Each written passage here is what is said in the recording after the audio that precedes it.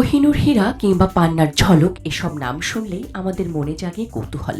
ইতিহাসের পরতে পরতে রত্ন পাথর জড়িয়ে আছে ক্ষমতা, রাজনীতি, প্রেম আর ষড়যন্ত্রের কাহিনী। শুধু রাজাদের মুকুটেই নয়, সভ্যতার নানা অধ্যায়ে রত্ন পাথরের উপস্থিতি প্রমাণ করে এগুলো কেবল সৌন্দর্যের প্রতীক নয়, বরং মানব সভ্যতার অর্থনীতি ও সংস্কৃতির গুরুত্বপূর্ণ অংশ।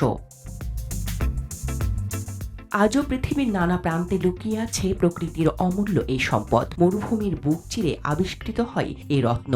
আসুন বিস্তারিতভাবে জেনে নেওয়া যাক পৃথিবীর 10টি বিখ্যাত দেশ ও অঞ্চল সম্পর্কে, যেগুলো রত্ন পাথরের জন্য বিশ্বব্যাপী খ্যাতি অর্জন করেছে।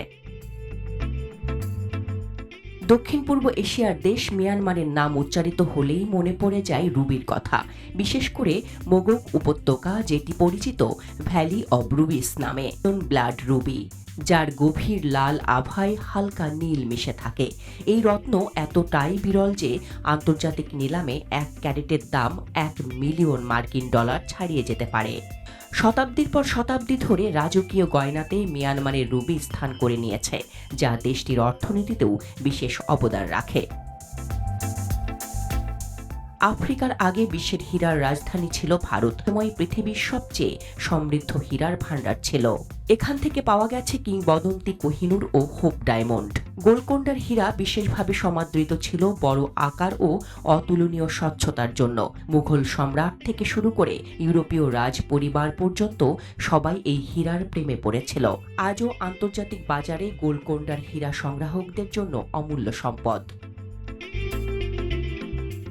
সবুজ রঙের পাথর পান্নার জন্য কলম্বিয়ার সুনাম বিশ্বজুড়ে ছড়িয়ে আছে। এর মধ্যে মুজো, কোস্কুয়েস ও চিভোর খনি সবচেয়ে বিখ্যাত।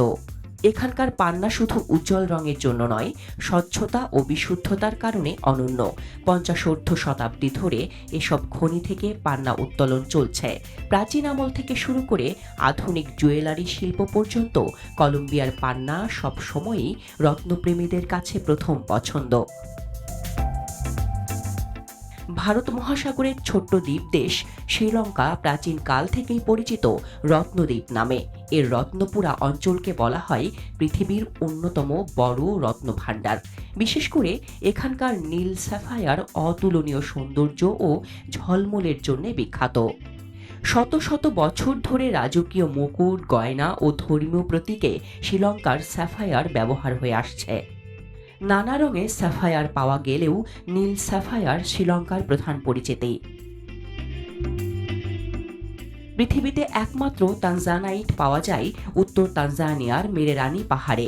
1967 সালে কিলিমানজারো পর্বতের পাদদেশে এই রত্ন প্রথম আবিষ্কৃত হয়। তানজানাইটের নীল বেগুনি ঝলক একে করে তুলেছে অনন্য। খনি এলাকার দৈর্ঘ্য মাত্র 7 কিলোমিটার ও প্রস্থ 2 কিলোমিটার, ফলে এর সরবরাহ খুব সীমিত।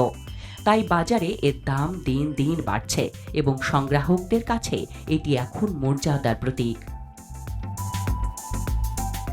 অস্ট্রেলিয়ার কুবার পেডি ও লাইটনিং রিজ বিশ্বব্যাপী ওপালের রাজধানী হিসেবে খ্যাত।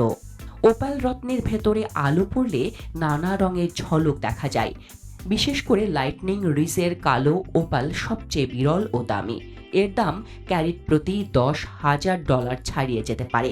অস্ট্রেলিয়ায় ওপালের উৎপাদন শুধু অর্থনীতিতেই নয়, সংস্কৃতিতেও বিশেষ জায়গা করে নিয়েছে।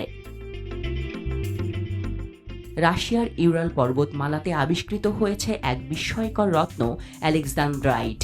এর বিশেষত্ব হলো আলো ভেদে রং পরিবর্তন। দিনের আলোয় এটি সবুজ মনে হয়, আবার কৃত্রিম আলোয় লাল বা মেরুন দেখা যায়।